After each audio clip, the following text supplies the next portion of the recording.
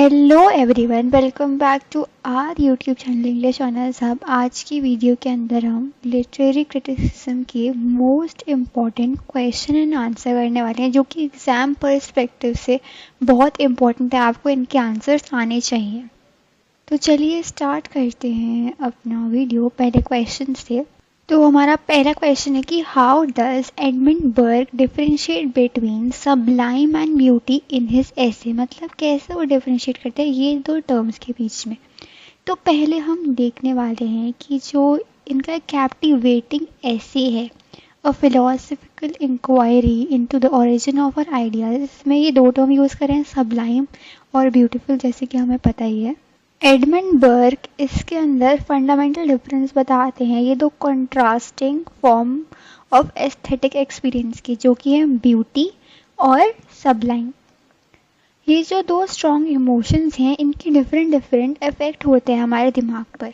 जैसे हमें पता है जो ब्यूटी है वो बर्ग डिफाइन करते हैं, एक जेंटल होता है फोर्स, जो बहुत ऐसे क्वालिटी के साथ, जैसे कि स्मूथनेस से स्मॉलनेस, डेलिकेटनेस, ब्राइटनेस। जैसे हमें अगर देखिए कोई डेलिकेट फ्लावर है, हमें बहुत अच्छा लगेगा, ब्यूटीफुल लगेगा। जो ऑब्जेक्ट्स हमें इंस्पायर करते हैं, फीलिंग ऑफ लव देते हैं, जॉय देते हैं, उन्हें हम कहते हैं beautiful objects according to Edmund Burke's definition. Sublime क्या होता है? जो एक बीस्ट हमें देगा, बीस्ट एक्सपीरियंस, जैसे कि वास्टनेस, पावरफुल, पोटेंशियल, थ्रेटनिंग हमें किस चीज़ से मिल रही है। जैसे कि एक कोई माउंटेन है, उससे एकदम देख के हमें ऑ और फियर का एकदम एक्सपीरियंस आता है। हमें मिलता है कि जो कि डिफरेंस होता है बिटवीन ब्यूटी और सबलाइम, उनकी इमोशनल इम्पैक्ट पड़ते हैं कि हमें इमोशनली कौन सा इम्पैक्ट पड़ रहा है। जो ब्यूटी है वो हमें क्या एक्सपीरियंस देता है? प्लेजेंटनेस का, हारमोनियस का। वो हमारे ट्रिगर करता है पॉजिटिव, पॉजिटिव रहते हैं हम इसमें।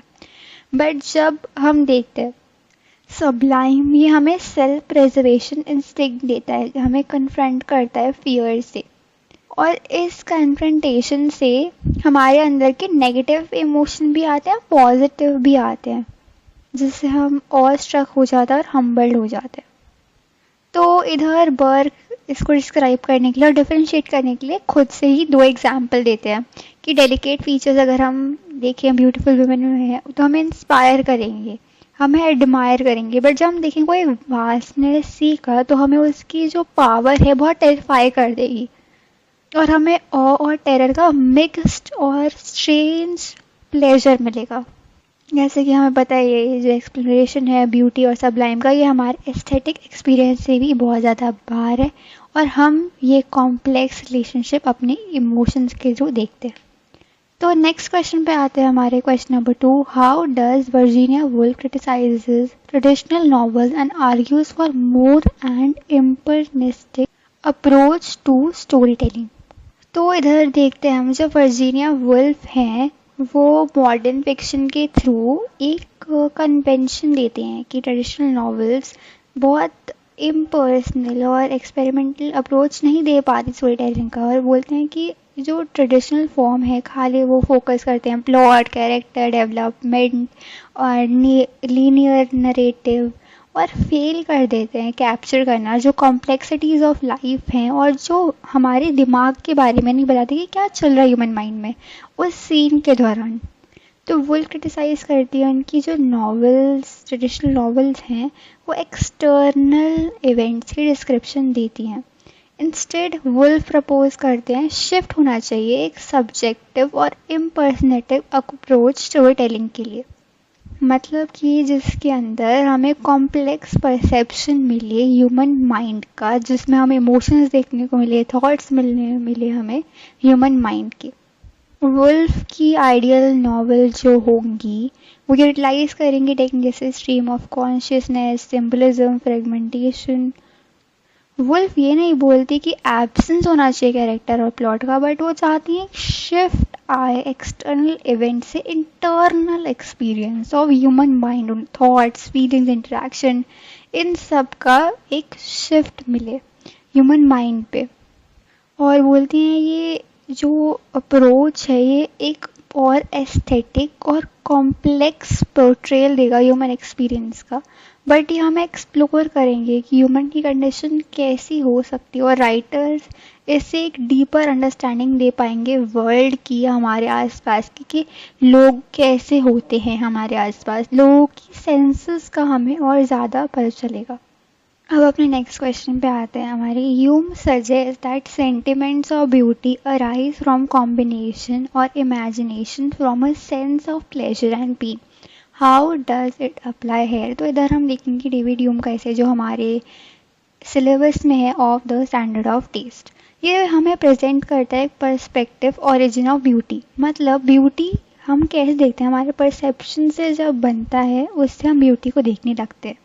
जो इन्वॉल्व करता है हमारा पर्सपेक्टिव, हमारा पास्ट एक्सपीरियंस, क्या हमें उस एक्सपीरियंस में उस चीज़ से प्लेजर मिला, अच्छा देख के लगा, या वो एक्सपीरियंस जो हमारा पास्ट है उस चीज़ से जुड़ा हुआ है पेन में है। ह्यूम बताते हैं वही हमारा इनिशियल एक्सपीरियंस जो होगा वही बिल्डिंग ब्लॉक बन जाएगा उस चीज़ को जज करने के लिए। और बोलते हैं जो हमारा माइंड है वो एक पैसिव ऑब्जर्वर नहीं है, बट वो ये सब चीज़ों के बारे में पहले ही बता देता है। फॉर एग्जांपल मैं आपको बताती हूँ, अगर हम देख रहे हैं कोई ब्यूटीफुल लैंडस्केप, ह्यूम सजेस्ट करते हैं खाली उसके मतलब विजुअल प्लेजर के नहीं, हमें जो विजुअल प्लेजर प्रोवाइड करा है मे बी उससे कुछ जुड़े होंगे हमारे मेमोरीज, कहीं बचपन में गए होंगे, या कुछ हमें उसको देख के अच्छा लग रहा हो, उसका वार्मथ मिल रहा होगा, हमें सनशाइन मिल रही होगी उससे, फ्लावर अच्छे लग रहे होंगे, तो ये हमें इंडिविजुअल एलिमेंट्स भी अच्छे लगते हैं। बट वो ये भी सजेस्ट करते हैं ये वेरिएशंस जो होते हैं हमारे माइंड में, ये इन्फ्लुएंस कर सकते हैं कुछ फैक्टर से, जैसे कि टेम्परामेंट से, हमारे एजुकेशन से, कल्चरल बैकग्राउंड से। मे बी अगर आपको कुछ चीज़ ब्यूटीफुल लग रही है, मे मुझे ना अच्छी लगी हो, मे बी हम डिफरेंट बैकग्राउंड से हो, डिफरेंट कल्चर से हो। और ये जो हमने देखा अभी तक इसके अंदर of the standard of taste में ह्यूम चैलेंज करते हैं ट्रेडिशनल नोशंस ऑफ ब्यूटी, और पर्सपेक्टिव बताते हैं कि ह्यूमन एक्सपीरियंस हमारे पास्ट एक्सपीरियंस से जुड़े होते हैं। नेक्स्ट क्वेश्चन पे आते हैं हमारे। How does Eliot reconcile the idea of individual talent with the concept of tradition. इसमें हम देखते हैं कि इस सेमिनल ऐसे है ट्रेडिशन और इंडिविजुअल टैलेंट, जो टी.एस. इलियट ने लिखा है, वो बताते हैं कि जो दो ऑपोजिंग कंसेप्ट हैं उसमें ये कैसे एक्सप्लेन करते हैं, नीचे देखते हैं दो आइडियाज़ के बारे में। कि जो पहला है ट्रेडिशन एज फ्रेमवर्क, मतलब इलियट यूज़ करते हैं इस पॉइंट को समझाने के लिए कि मेटाफर यूज़ करते हैं किनाल, जो रिप्रेजेंट करता है ट्रेडिशन। मतलब आर्टिस्ट नेविगेट करता है ये कैनाल यानी मतलब आर्ट को नेविगेट करते हुए कैसे जाते हैं, मतलब आर्ट वो फॉर्म कैसे प्रेजेंट करेंगे हमें अपनी नॉलेज यूज़ करके, और जो उन्होंने अभी तक टेक्निक्स यूज़ करी हैं अपने पास्ट में, अभी तक उन्होंने जो जो उनको अभी तक नॉलेज आई है पास्ट में कि मुझे ऐसे करेक्शंस करने चाहिए, और ये फ्रेमवर्क उन्हें एक डायरेक्शन बताता है कि उन्हें किस तरफ आगे बढ़ना चाहिए, कौन सी टेक्निक करेक्टली कहाँ पे यूज़ करनी चाहिए, कौन सी नॉलेज कहाँ पे करेक्टली यूज़ करनी चाहिए। और ट्रेडिशन सर्व करता है गाइड इंडिविजुअल टैलेंट के लिए, जो आर्टिस्टिक एवोल्यूशन देता है आगे बढ़ने के लिए, और बताते हैं क्या क्या चैलेंजेस फेस करने पड़ते हैं इंडिविजुअल को। नेक्स्ट क्वेश्चन पे आते हैं हमें। How does Brooks uses John Donne canonization illustrate his ideas about structure and witty of a poem. Brooks use करते हैं जॉन डर्न की पोम कैननाइजेशन अपने seminal work the well wrought urn studies in the structure of poetry, Cleanth Brooks ने जो use करी है। इसके अंदर वो शो करते हैं पहली चीज़ हेरेसी और पैराफ्रीज।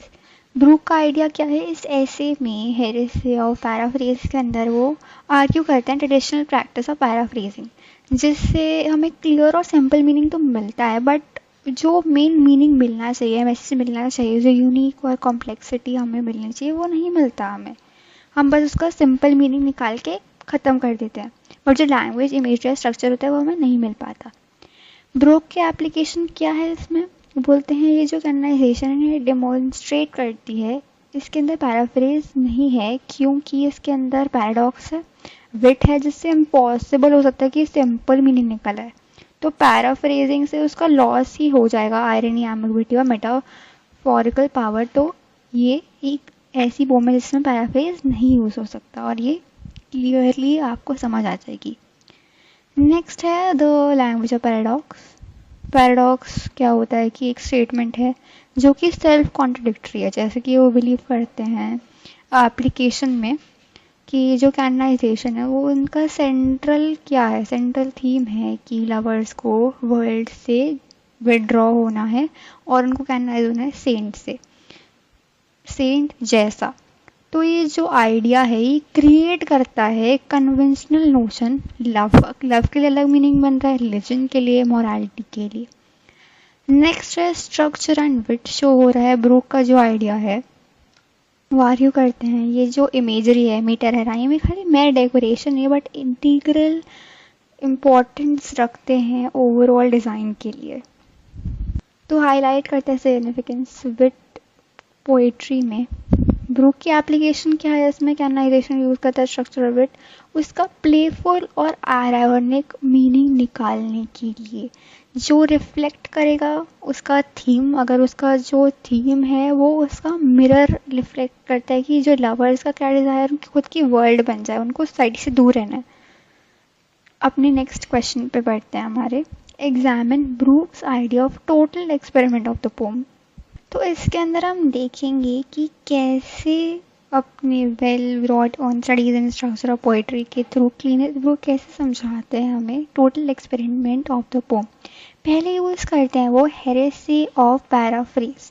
इसमें वो सिंप्लीफिकेशन दिखाते हैं कि वो अगेंस्ट हैं इस ट्रेडिशनल अप्रोच पैराफ्रेज करना पोम को। मतलब वो बोलते हैं एक्ट हेरेसी, मतलब आप एक पोम को सिंपल एक्सप्लेनेशन में डाल देते हो, बोल देते हो कि simple explanation of the pome.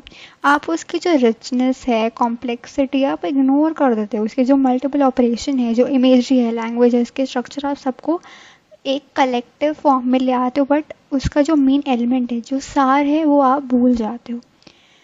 Second है पोम एज ए एक्सपेरिमेंट। इसमें कैसे बनेगा, हमें जो मेन है टोटल एक्सपेरिमेंट, जो मैसेज है वो तो हमें मिल जाएगा, बट वो आर्ग्यू करते हैं जो मेन एसेंस है जिससे प्रोड्यूस हो रहा है, जो टोटल एक्सपेरिमेंट से हमें व्यू करनी चाहिए एज लोग बोलते हैं, जिससे एक्सप्लोर हम कर पाएंगे लैंग्वेज, उसकी एक यूनिक फॉर्म रहेगी और वो सेल्फ कंटेंट, हमें यूनिक एक्सपीरियंस मिलेगा जो हमें पोएट देना चाहते हैं। उसका हम हर स्टैंड अच्छे समझ पाएंगे, जो कंट्रीब्यूट करेगा ओवरऑल मीनिंग, जो कि ईजिली समराइज नहीं हो सकता और पैराफ्रेज नहीं हो सकता। Next through paradox. अब beyond the literal meaning, poetry जो होती है अकॉर्डिंग टू ब्रूक वो खड़ी होती है पैराडॉक्स पे। ये जो लिटरेरी डिवाइस है अलाउ करता है पोएट को बहुत अच्छे से वो अपने आप को एक्सप्रेस कर सकता है और लेयर्स में मीनिंग, एम्बिग्विटी सब दिखा सकता है एक पोएट। वो एक्सपेरिमेंट कैसे कर सकता है, थ्रू टोटल एक्सपेरिमेंट।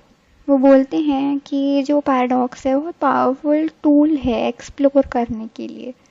बोलते हैं कि जो एक्सपेरिमेंट होता है वो अलाउ करता है पोएट को, वो लैंग्वेज दिखा सकता है, बाउंड्रीज पुश कर सकता है और एक न्यू कॉम्प्लेक्स आइडियाज़ दिखा सकता है अपनी पोम के थ्रू पैराडॉक्स, जो एक कॉन्ट्रडिक्टरी एक्सपीरियंस देता है ह्यूमन के थॉट्स का, चैलेंज करता है कन्वेंशनल ट्रेडिशंस।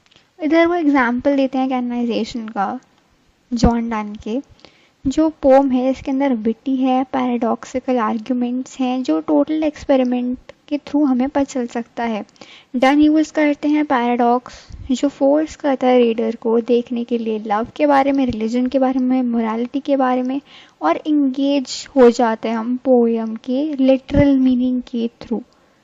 कंक्लूजन में हमें क्लियर बताते हैं कि जो टोटल एक्सपेरिमेंट है पोम का, उससे हम लिमिटेशन से हमें आगे जाना है पैराफ्रेज की और डिस्कवर करना है कॉम्प्लेक्सिटी क्या होती है मेन लैंग्वेज, पोएटिक लैंग्वेज की। हमें देखनी चाहिए पोम कैसे हो सकती है, उनके स्ट्रक्चर के थ्रू, फॉर्म के थ्रू, लैंग्वेज के थ्रू, उनकी यूनिकनेस, उसके वर्ल्ड चैलेंज करता है, हमें खुद के अजम्पशंस लगाने चाहिए हमें।